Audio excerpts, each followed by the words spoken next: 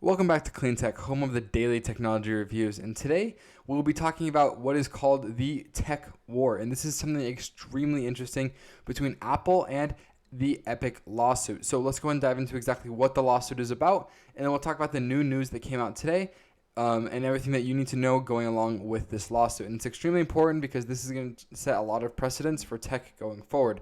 So let's get into it. Today's video is brought to you by CleanPhone, but more on them later. So it was announced in 2020 that the video game Fortnite sued Apple for its monopolistic App Store features that allegedly limit healthy market competition. In September of 2021, the antitrust lawsuits fell into Epic's favor when a U.S. court determined that Apple must change its App Store rules. Now, the App Store rules was that Apple was taking 30% of whatever the game made. So if somebody made an in-game purchase on Fortnite, Apple took 30% of that. 30% of a company's revenue, just like that, just because they're using an iPhone, which is absolutely crazy. But let's talk about the new development. Actually, a little bit more backstory, and then we'll get into the new development. So about 3 months after the judge had ordered Apple to make its changes, so Fortnite or Epic Games won that lawsuit, and the court ruled that no, you cannot do that. That's too monopolistic. After that had been ruled in favor of Fortnite or Epic Games, there was a deadline for action, and that was 12 hours. Apple had 12 hours before the deadline. 12 hours before the deadline, Apple was forced to. So the ruling was made, and then there was a deadline that Apple had to follow that ruling at a certain hour. And 12 hours before that deadline came, Apple decided to file an appeal. So 12 hours. I mean, I can't imagine Epic Gaming was so excited, like, oh yes, we get 30% more revenue back. Like, this is gonna be incredible.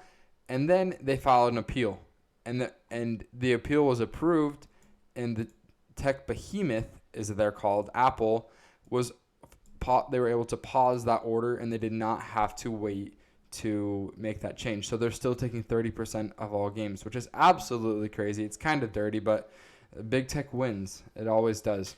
So now Apple wanted to file an appeal because they said that concerns that these changes would have created new privacy and security risks and disrupted the user experience customers love about the App Store.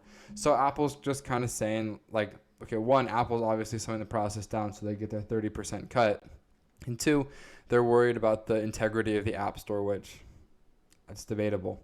So let's see what's next. A court will have to decide what's next for Apple and Epic Games, as well as other app creators.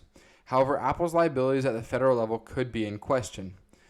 Experts suggest that there's more evidence showing that Apple violated laws governing unfair competition in its home state, California, but not under the federal legal umbrella. So it's more illegal what they're doing in California than it is on the federal level, which is interesting.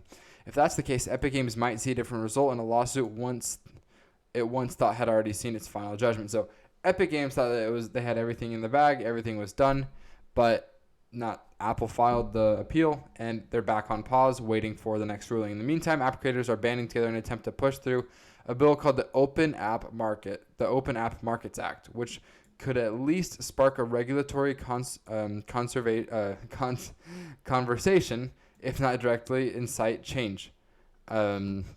The Apple versus Epic Gaming fight has been drawn out and will likely continue into the new year. Still tied, a federal court will decide who wins. So you guys can see this is why it's called the Tech on War, because whatever happens here is a pretty big deal for all developers, for all gaming developers, and when it comes to the App Store on mobile phones. So this is just something that if you are into tech that you should know about, because this will likely determine tech, business, whatever you may be in, this will probably affect you, or gaming in general. So this was extremely interesting. Now on to the sponsor of today's episode.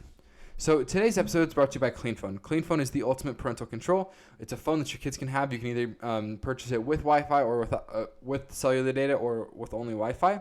And it allows you to manage apps. It allows you to do phone monitoring. So the apps, you can pick and choose which apps can or cannot be installed on your family member's phone. You can monitor texts and calls. You can schedule which apps are allowed to be used for a certain amount of time. So if you don't want your kids playing 3 hours of Angry Birds, you can only set it to 1 hour. You can set it to 1 hour. Completely optional. And you also get screen time reports every single day of exactly what is going on your child's phone. If they told you they're doing homework for 3 hours and they're on Flappy Bird for 2 hours, then you can have a conversation there. So I hope you guys enjoyed this episode. And like always, if you guys got any sort of value from this tech review, go and hit subscribe. It would mean a lot. And like always, we'll see you next time. Happy tech reviews.